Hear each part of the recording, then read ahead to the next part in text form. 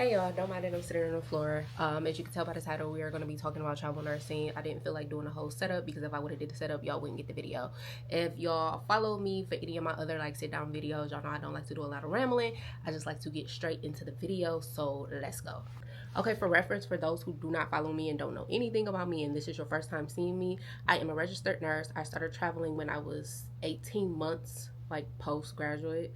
And I've been a nurse, I think a little over 5 years, don't quote me, somewhere around there. And out of those 5 years, I have been traveling for 3.5. I did local contracts, I did contracts in other states. And so I'll link the video up here of the original travel nurse video I did. I started doing travel nursing at the height of COVID. And so in my 3.5 years, I've learned a whole lot more. So you can refer to that video about the stuff that I was telling y'all then. This one will be completely different based on what I've learned thus far. My specialty is cardiac, but since being a travel nurse, I have literally did anything from ortho, renal, med surge. They just put me basically wherever they need me. I did PCU, I did IMCU, which was crazy.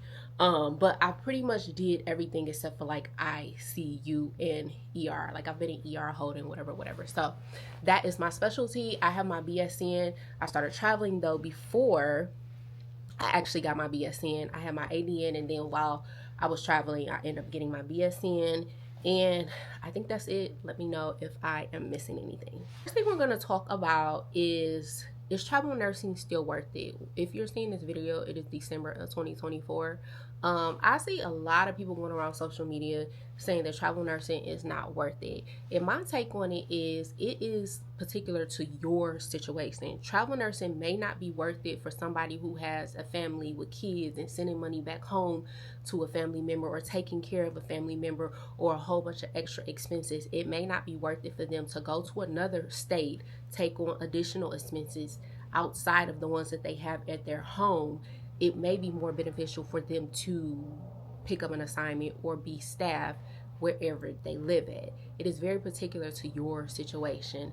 For me, I don't have any responsibilities. It's just me and my dog. And so for me, bringing home $3K a week is enough for me to travel, to pay off my debt, to pay for my expenses at home, to pay for my expenses on my travel assignment, to do whatever I need to do. It is enough for me. So I would say for travel nursing, it's still lucrative for me, but I again don't have a bunch of expenses. So if you are somebody whose situation is not like that, like I said, it may be more beneficial for you to stay home or be staff or do a local assignment versus going somewhere else and having to pick up additional expenses. Because yes, if you have a home, I keep my home base, even though I wasn't here basically the whole entire year of 2024. But yes, you will have to pay for additional space. I know some of y'all will DM me hey, Shannon, actually I need to respond to somebody's DM about that.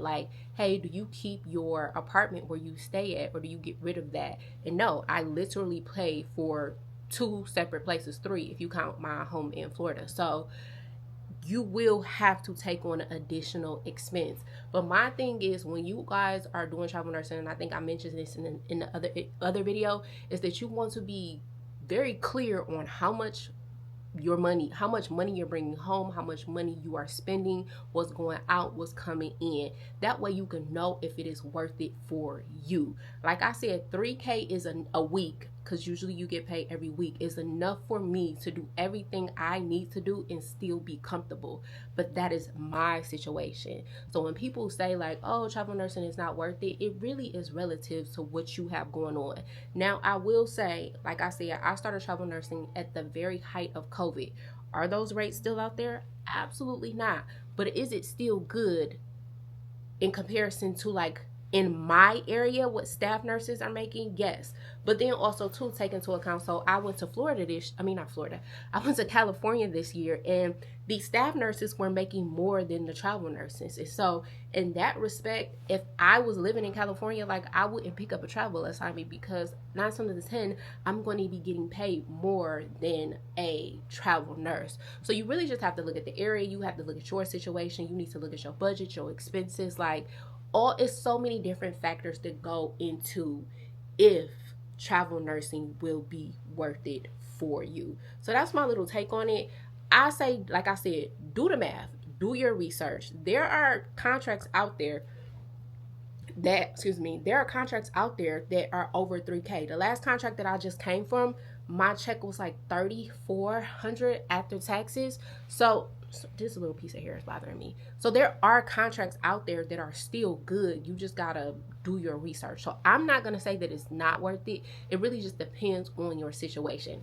However, getting into my next point, the longevity of travel nursing. So I am at a stage in my career where I've been tired of bedside. Like, anybody who knows me knows that bedside, I knew, was just a stepping stone. I was never going to do it long term. Y'all, if y'all follow me, y'all know I have tried 1,000,001 exit strategies. I am working on one currently. But bedside was never something that I wanted to do long term. So when it comes to the longevity of travel nursing, for me, I am burnt out and tired. I am in a space in my life. I'm 37. I'm about to be 40. I am ready to sit down. If you are somebody who is younger, you don't have any responsibilities, and you have the energy, I 1000% say go be a travel nurse. I am just in a space where I am tired of traveling from place to place. I always miss my home. I just want some type of consistency and normalcy. I don't even know if that's a word, but normalcy in my life. I want something to be normal. You know, like every time you go to a different travel assignment, you gotta find, if you like me, you gotta find somebody to do your hair, you gotta find a new grocery store, you gotta find like all the things to do into your routine that just kind of makes your life a little bit normal, and that can be exhausting. Even like finding places, y'all know, when I went, if you don't know, when I first went to California, I moved, if I'm not mistaken, 3 different times, and that 4 different times actually, because we stayed in a hotel like the first week and a half that we were there, and so that can be exhausting. So if you have the energy to do it, I definitely think that it is possible. But I don't know, y'all can chime in who have been doing travel nursing for a while, because I know that there are nurses who are like well in their 50s and 60s, which, like, God, please don't let that be me. I want to be financially stable by that point where I'm not even having to pick up travel contracts.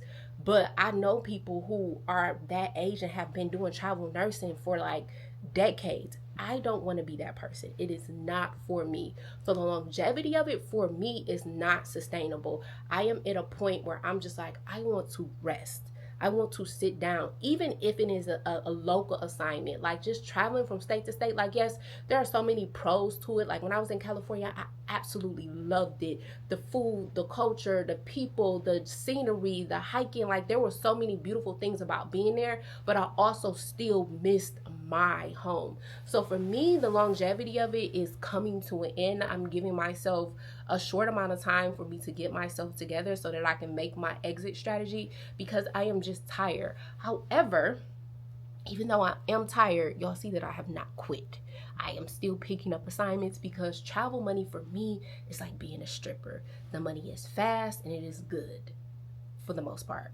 However, that comes with its downside. Like, you get exhausted, you get burnt out, you get tired, you don't know what situations you're walking into. Staff can be, which we'll talk about later, but staff can be whatever. So it does come with this downfall. Like, it's kind of one of those things, like, all money is not necessarily good money. So when I say 3K to some of y'all, y'all might be like, oh, that's good. Like, I wish I was making 3K a week, like 369. That's 12,000 a month. You know what I'm saying? Like, that sounds good, but it also comes with like its downside. And I am just at a stage in my life, for me in particular, for somebody who is 37, who is ready to sit down, where I'm just like, something has to give. However, I don't think that by me saying that, I don't want to deter people from trying it out. I think everybody should at least once, if you have the opportunity to try a travel assignment, to definitely go ahead and do it.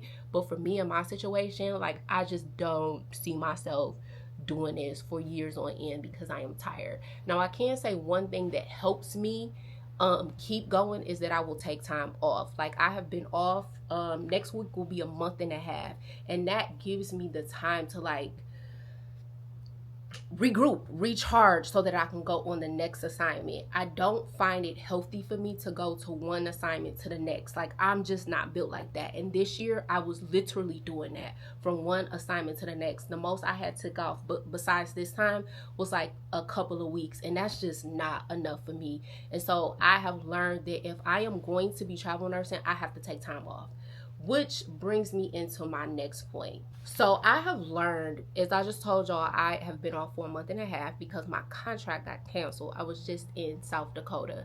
I have learned that these contracts mean absolutely nothing when it comes to the agency and the hospital.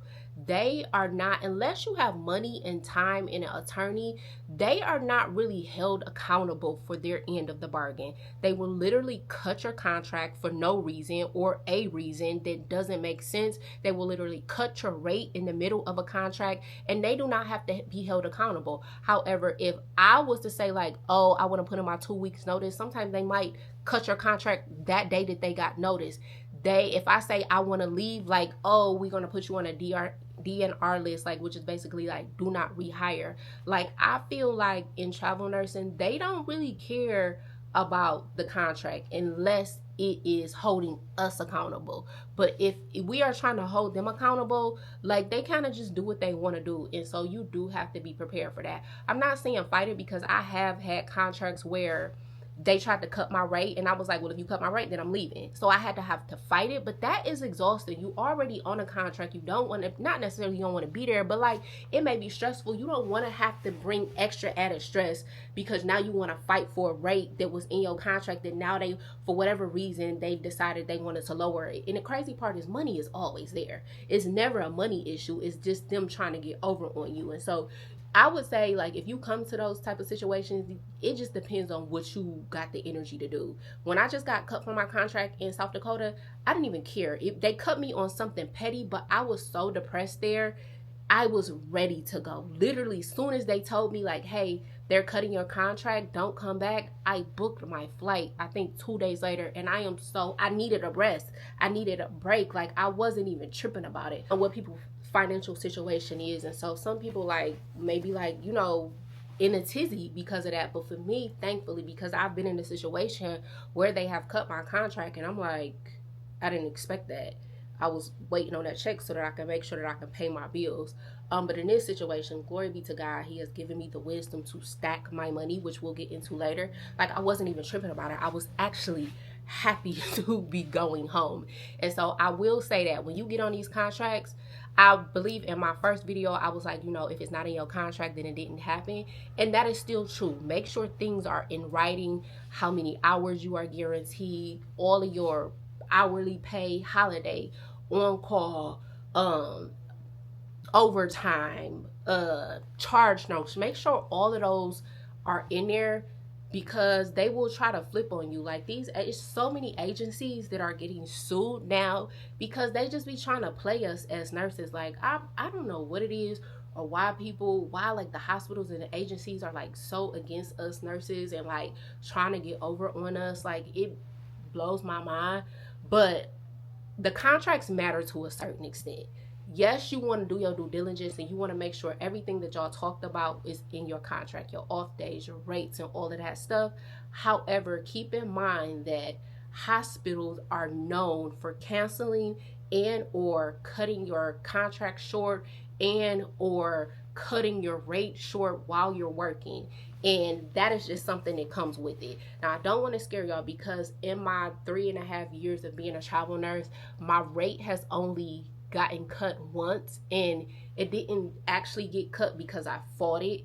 When it was time for me to renew, they just dropped it, but they were trying to cut it before the contract even ended, and I had to fight it. And also, out of all the assignments that I've had, only 3 of them have been canceled, and 2 of them were something like bogus. The other one was just like low census, like they really didn't have people there, and they kept cutting my shifts, and then before I know it, it was like, we really don't need you, so they let me go or whatever. But be prepared for that. Be prepared for your assignment to be cut.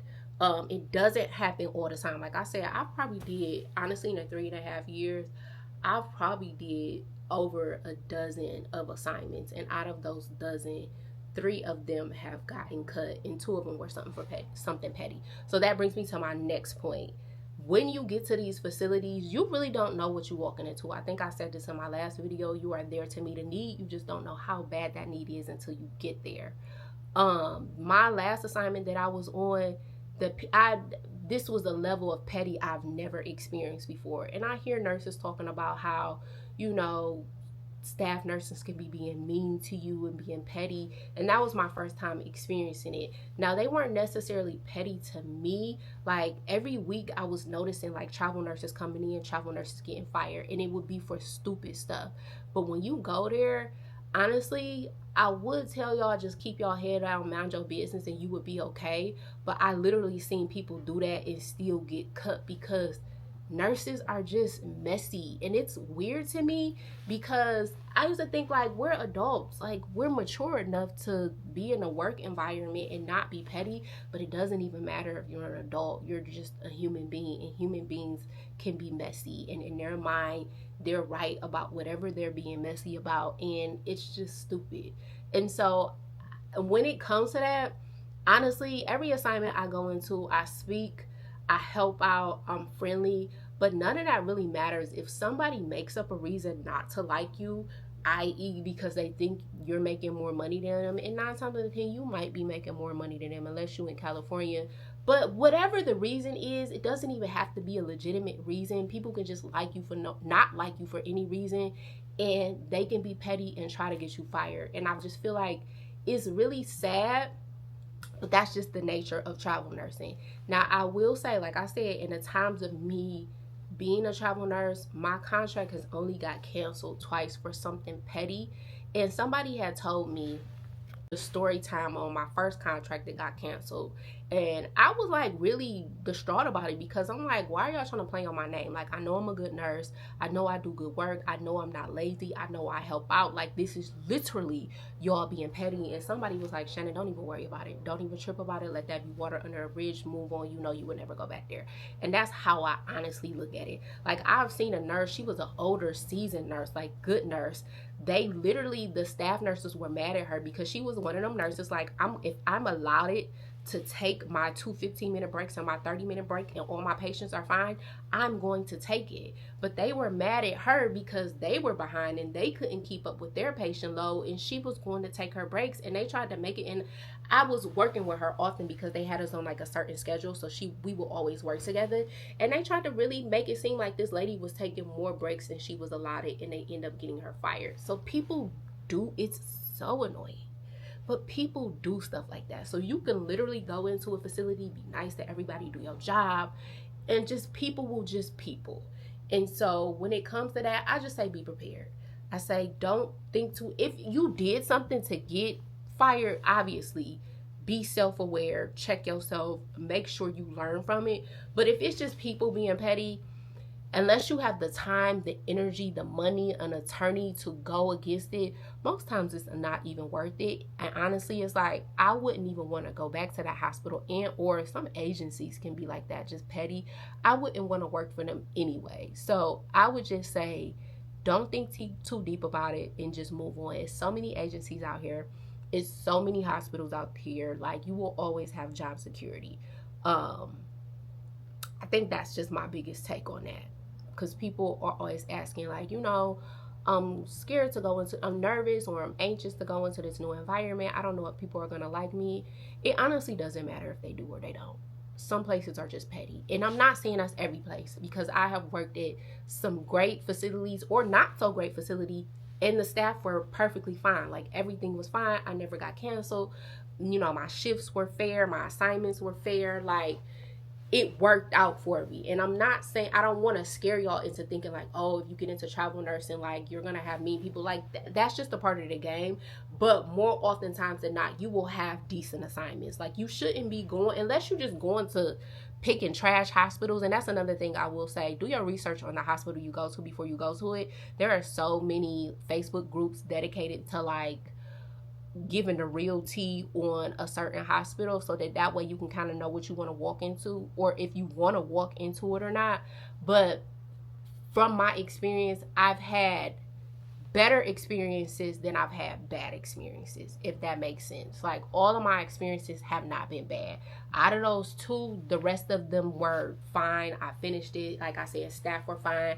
I always got a fair assignment. People were helping out. People were friendly. Like, I got my breaks. Like, it was no issue. But I don't want y'all to go into it thinking like everything is going to be rainbow and lollipops, because people are just people and they can be petty. And so just kind of be aware of that. I've heard horror stories about like people who are like going in and changing other people's pumps and trying to get them in trouble, which is crazy to me. Like, not only are you being petty, but you are putting a patient's life in danger. Like, that's the type of people that we be working with. But again, I do not want to scare y'all. That doesn't, it happens often, but not as often as and scary as it sounds.